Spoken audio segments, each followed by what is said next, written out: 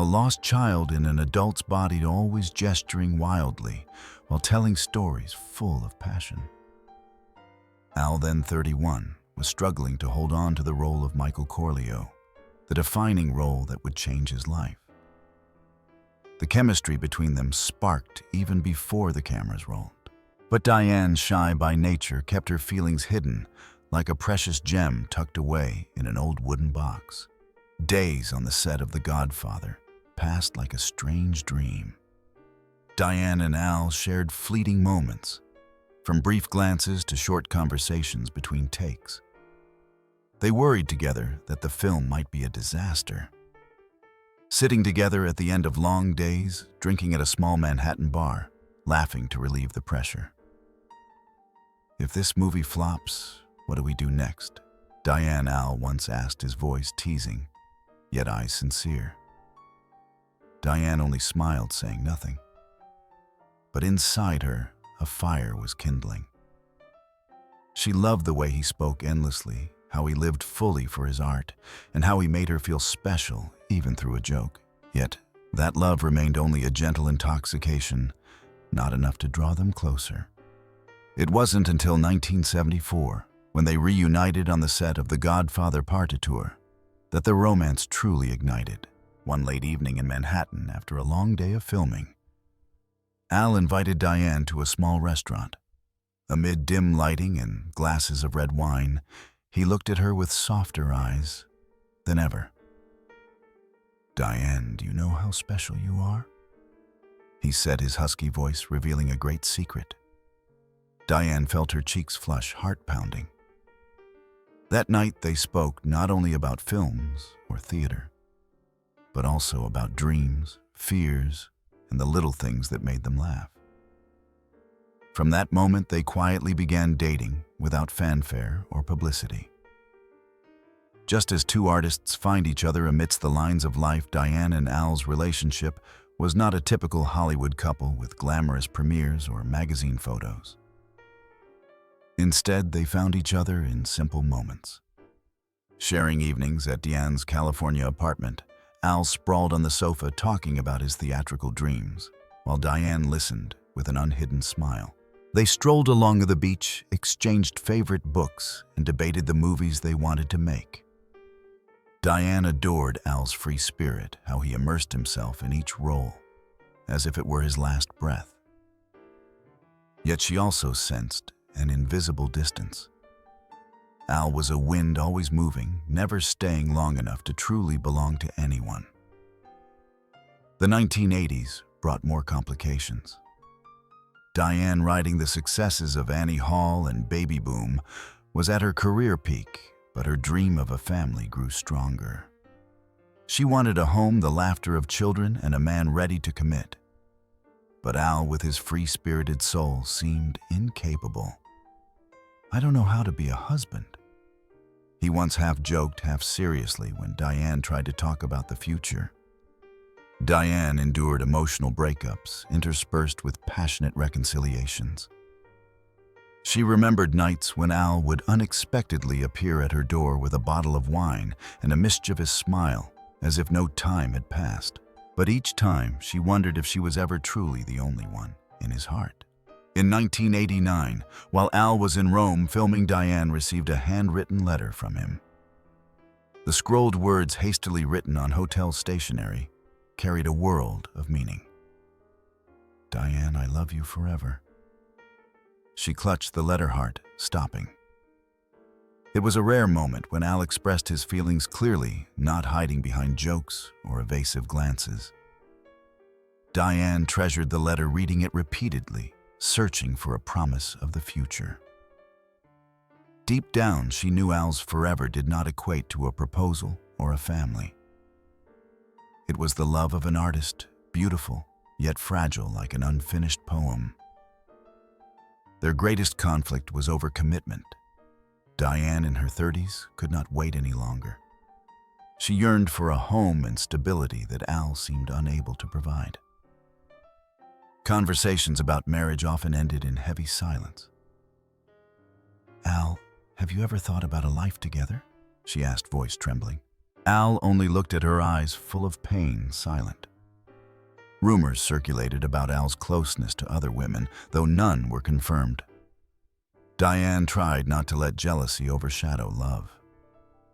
But doubt crept in like a small crack in the perfect picture she once painted of them. Yet Diane never gave up on Al. During this time, she also witnessed his financial struggles. When Al's $50 million fortune nearly evaporated, he spent lavishly, from buying multiple cars and cell phones to spending hundreds of thousands on landscaping, while employing an accountant later convicted of fraud. Diane remembered his worry and pressure, unable to stand by and watch him struggle alone. Silently, she helped Al by lending money to maintain his lifestyle and morale. She not only lent funds, but encouraged him to continue acting, reminding him of his genius. Al, in those rare moments, expressed gratitude. "Diane, you're the only one who never abandons me," he said once, sitting together in a small cafe, eyes for the first time not evasive. These moments made Diane believe that their love, though imperfect, was worth fighting for. With her support, Al regained balance and continued accepting roles to stabilize financially, including appearances in Jack and Jill and various commercial projects. By 1990, during the filming of The Godfather Part 3, Diane decided to face reality. She could no longer wait for an uncertain future. One evening in New York, in her familiar apartment, Diane looked Al in the eyes. "Al, either we get married or this ends," she said, firm yet trembling. A heavy silence fell. Al was silent, eyes full of pain, saying nothing. Diane knew the answer before he spoke. She left the apartment, leaving behind the dream of a family with Al. The breakup was quiet, without argument, but Diane's heart shattered. "I love him, but I can't wait forever," she thought, walking into the cold night. Afterward, Diane and Al became almost strangers. At the Godfather events, they avoided each other, as if each presence recalled too many painful memories. Once at a premiere, Diane saw Al from afar, still with that boyish smile, and her heart ached. They had once drunk together to forget pressures once feared the film would ruin both careers. But now, they were just shadows of the past. Diane never hated Al. She kept the letter from Rome, reading it on lonely nights, smiling when his name appeared in interviews. "He was the love of a chapter in my life," she told herself, trying to move on. After Al Pacino, Diane Keaton never married, but adopted 2 children, Dexter and Duke, in the 2000s, building a small, loving family with her own hands. Keaton shared that motherhood brought her joy and balance, while helping her discover aspects of herself that her art could not provide. Meanwhile, Al Pacino continued his private life with several other relationships, including Beverly D'Angelo and Lucilla Pack. He is the father of 4 children, including Julie Marie, Anton James, and Olivia Rose. And more recently, in 2023, Pacino welcomed a son, Roman, at the age of 83, with his girlfriend, Noral Fala. Despite his advancing age, Pacino continues to explore and experience new aspects of life, creating an image that is both legendary and profoundly human. In his memoir, Sonny Boy Al Pacino devotes a significant portion to reflecting on his 15-year relationship with Diane Keaton. He describes the time spent with Diane as a rare combination where both found rhythm and comfort in their shared life. Pacino wrote, "We found a rhythm in the right temperature, and it felt so right," emphasizing that Diane was not only a lover, but also a spiritual companion, bringing him peace and stability. She also helped him navigate serious financial crisis in the late 1980s, taking him to lawyers and assisting him in resolving personal issues, something Pacino has always cherished. As for Keaton in her final years, she kept a small corner of her home filled with memories of PACINO. Amid stacks of books, framed photos, and mementos from the years they spent together, there was always a picture of him placed in a prominent spot. Diane would often glance at it, sometimes smiling with nostalgia, sometimes her eyes tinged with sadness. It stood as a quiet testament to a love that had never truly faded, a feeling that had shaped who she was. Even after decades had passed, Diane often drifted into recollection, remembering their laughter, whispered conversations, and fleeting tender moments. In her later interviews, she admitted that in some way, her heart had never completely forgotten him. PACINO left an indelible mark on her soul, a mark that explained why she never married, never sought another love with the same yearning.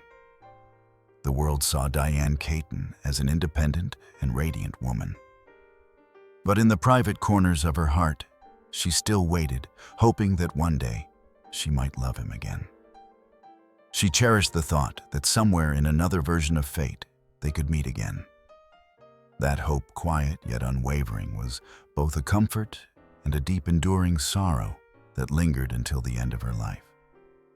Before PACINO, Diane Keaton had a complicated romantic relationship with the famous director Woody Allen. They first met in 1969 when Keaton performed in the Broadway play It Again, Sam, written and performed by Allen. They were instantly drawn to each other's creativity and unique personalities, and a brief romantic relationship blossomed. Although their romantic involvement did not last long, Keaton became an important inspiration, helping Allen create many classic films, most notably Annie Hall, 1977, which earned her the Oscar for Best Actress. Nevertheless, after their romantic separation, their relationship did not dissolve, but transformed into a deep friendship and long-lasting artistic collaboration. Diane Keaton continued to star in many of Allen's films, and together, they created works that became part of American cinema history. When Woody Allen was accused of sexual abuse by his adopted daughter Dylan Farrow in 2018, Diane Keaton publicly expressed her support for her friend, affirming that she trusted Allen. This public defense caused division among the public and the artistic community, especially in the context of the rising NS-Mato movement. Keaton maintained her stance, demonstrating loyalty to her old friend despite tremendous social pressure. So, who is Diane Keaton, and what kind of life has she led? What has her career been like? Diane Keaton was born on January 5, 1946, into a traditional theater family. Her mother, Dorothy Diane Keaton, had been crowned Mrs. Highland Park in 1955. And the image of her mother standing proudly on the stage when Diane was just 9 left a deep imprint on her mind, like a small flame igniting ambition. Dorothy was determined to provide her daughter with everything she had never had. That love was not only present in lessons or hugs, but also meticulously recorded in native journals filled with clippings, photos, and moments from Diane's journey. When Dorothy passed away in 2008, Diane discovered this treasure trove of memories, which became the foundation for her own memoir. Meanwhile, Diane's childhood was also shaped by the days of witnessing her mother participate in beauty contests. These stages were not only where Dorothy sought glory, but also vibrant storytelling experiences, planting in Diane a love of performance and curiosity about the world beyond. From a young age, she saw how her mother transformed glamour into a vehicle for storytelling and living fully with passion. In contrast, her father, Jack Newton Ignatius Hall, a construction engineer and real estate broker of Irish descent, seemed bound by calmness and responsibility. But beneath that exterior was an inner storm.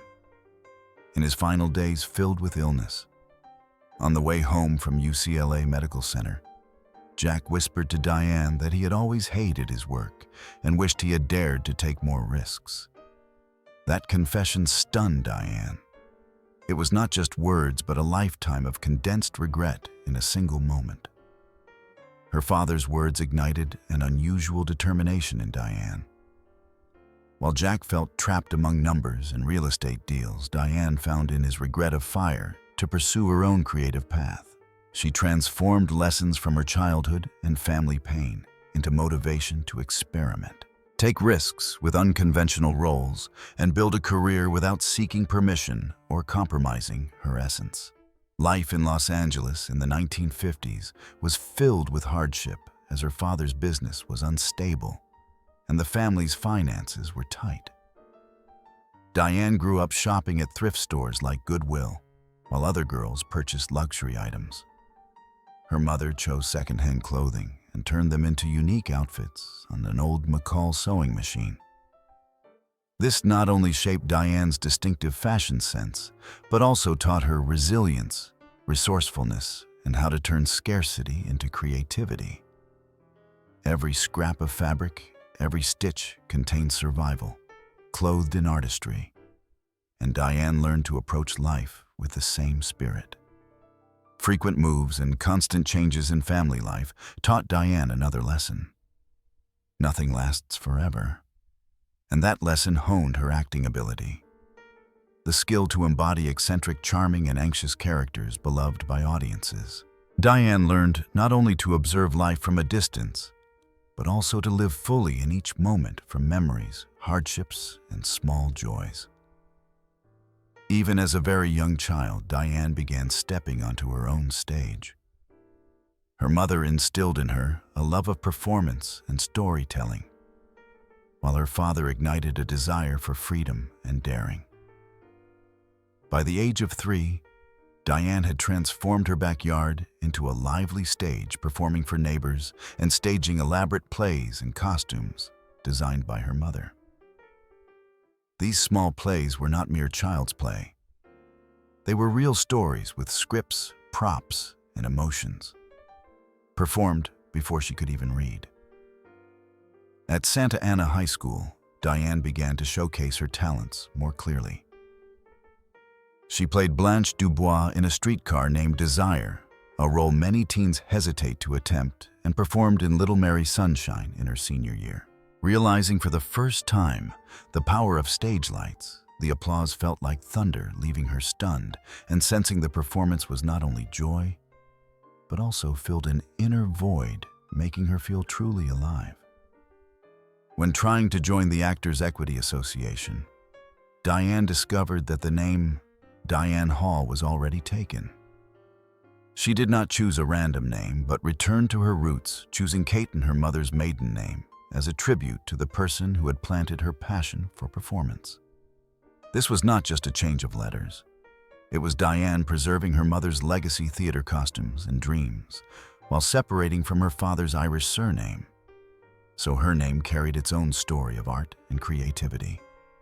Throughout school, Diane excelled in the drama club, but did not care for classical beauty or stage attractiveness. From a skinny, awkward girl, she grew slightly overweight, and instead of hiding, Diane used clothing as a weapon. White lipstick, black fishnet tights, and everything that made her less invisible. Insecurity gradually became style. Years later, walking the streets of Soho, Diane learned to observe confident women and turned that inspiration into her iconic wardrobe. Oversized suits, wide hats, neutral colors. Her fashion was not meant to attract, but to protect. And ironically, it became one of Hollywood's most recognized styles. Diane tried beauty contests like her mother, but quickly realized these stages judged appearance, not talent. She gave up surprising her family and, for the first time, felt rebellious freedom in public. That decision shaped her lifelong style.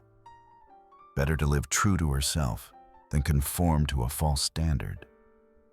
At 17, her heart broke for the first time when she fell for a high school basketball player who ignored her and mocked her unique laugh.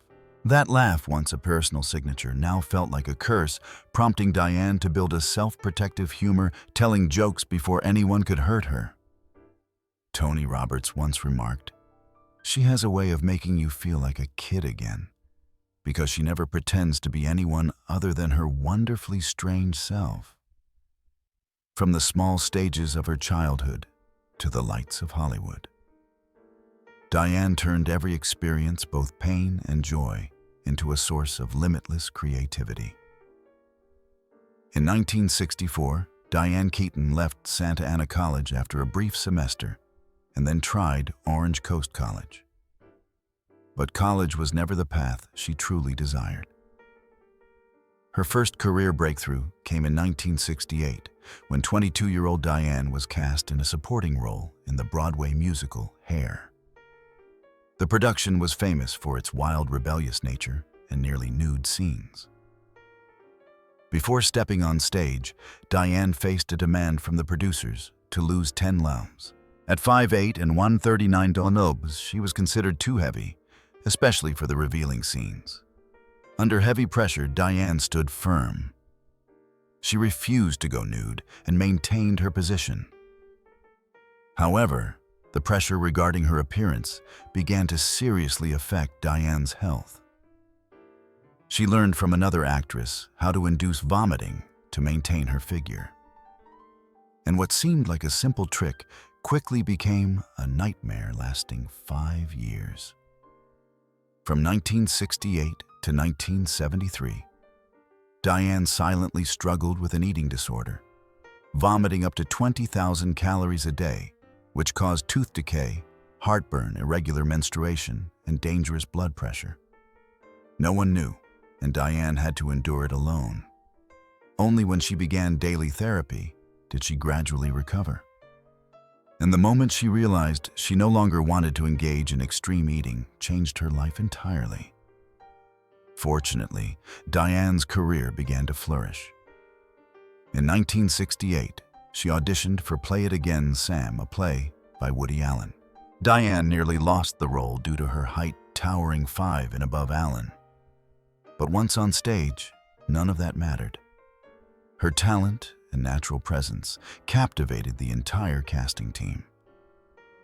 The play premiered on February 12, 1969, and became a massive success, running for over a year with 453 performances.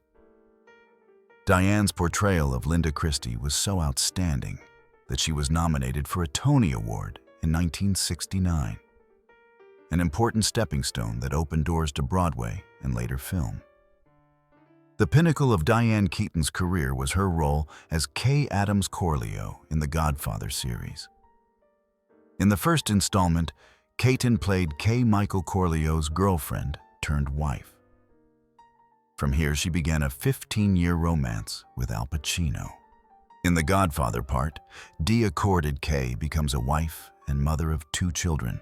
While witnessing Michael's deepening descent into the world of crime, Keaton expertly portrayed Kay's psychological transformation from initial love to disappointment and determination, giving depth to the character. By the final installment, The Godfather Part 3, Kay has divorced and strives to rebuild her own life, but still carries inner struggles and the haunting legacy of the Corleone family. Another major turning point in Diane Keaton's career came in 1973 with the film Sleeper. This was not only a satirical sci-fi film, but also an unexpected hit. With a $2 million budget and over $18 million in revenue, Diane was no longer the serious Kay Adams from The Godfather. Now she became Luna Schlauer, an eccentric woman of the future, humorously quirky and strange. This role helped audiences realize Diane could perform comedy naturally and energetically, laying the foundation for her signature acting style in the years to come. 4 years later, in 1977, Diane truly exploded onto the scene with her role in Annie Hall. Woody Allen wrote this character specifically for her, inspired by Diane herself. From the nickname Annie to her style of dress, an awkward, natural way of speaking, the role not only reflected Diane's real persona, but also created a cultural phenomenon.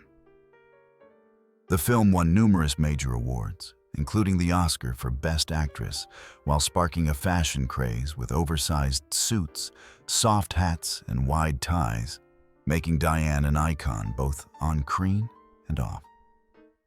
That same year, Diane surprised audiences again with Looking for Mr. Goodbar. She played Teresa Dunn, a teacher living a double life, wandering through New York's dark nightlife.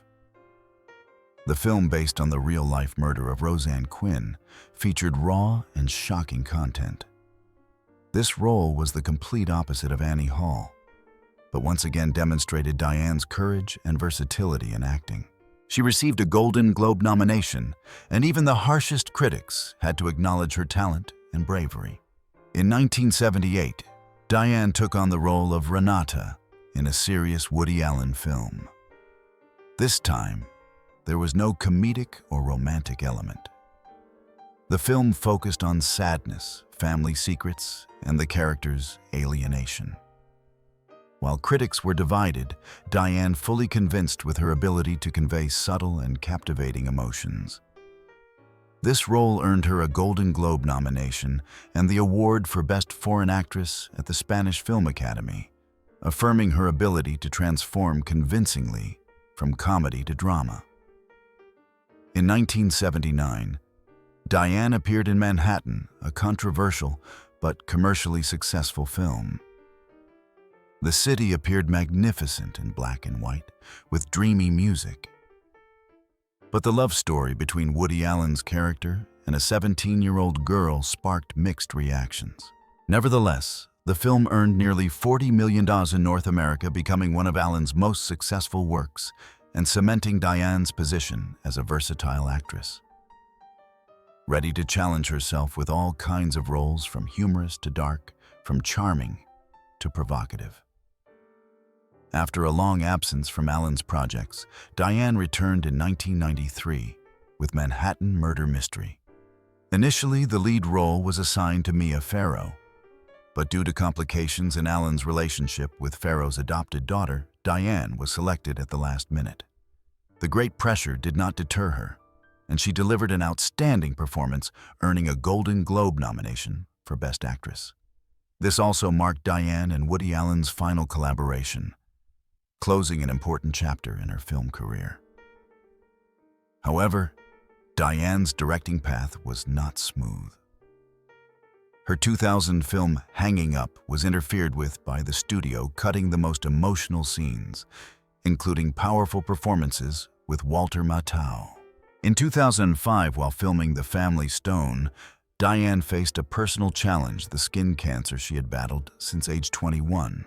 On screen, she portrayed a dying mother. But in real life, Diane still had to care for her health, always applying sunscreen and wearing protective clothing. By 2018, Diane returned to audiences in Book Club, playing a widow learning to love again. At 72, she portrayed a woman still afraid of love, never married but having experienced enough emotions to resonate with viewers. The film grossed over $100 million. And when the sequel was released in 2023, the series reached new heights, proving Diane Keaton still maintained her charisma and leadership ability. Finally, on October 11, 2085, Diane Keaton passed away at the age of 79 in California. In her final months, her health declined rapidly, surprising and saddening family and friends. Some sources reported that she faced serious health issues, including long-standing skin cancer and other complications. Throughout her life, Diane Keaton maintained a private lifestyle, especially in her final days. She spent most of her time with family and close friends, limiting public appearances. In recent years, she also shared that she had struggled with eating disorders and skin health issues, which affected her personal life and how she cared for herself.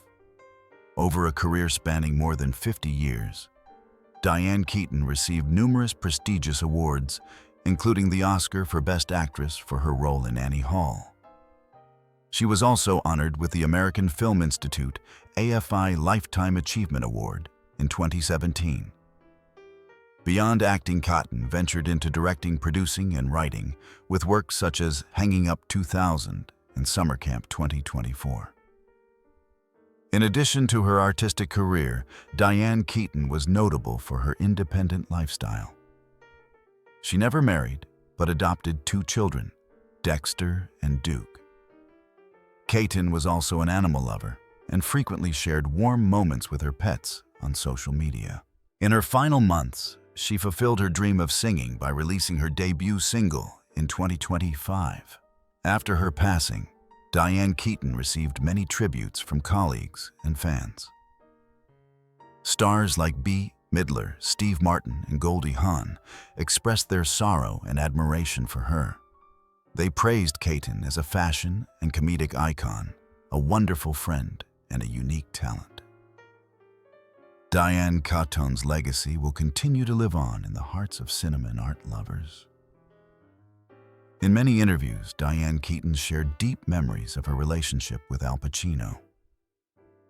From their early collaboration on The Godfather to a long-lasting friendship afterward, she spoke of Pacino with respect and appreciation, highlighting his dedication to his craft, extraordinary talent, and independent character. These accounts offer a genuine, warm, yet complex perspective on the relationship between 2 Hollywood legends, leaving fans to ponder. Was it love, or simply admiration and a deep friendship? So can you feel the special bond between DIANE KEATON and Al Pacino? Do you think they were in love? Or was it a relationship built on respect and close companionship? Leave your thoughts below.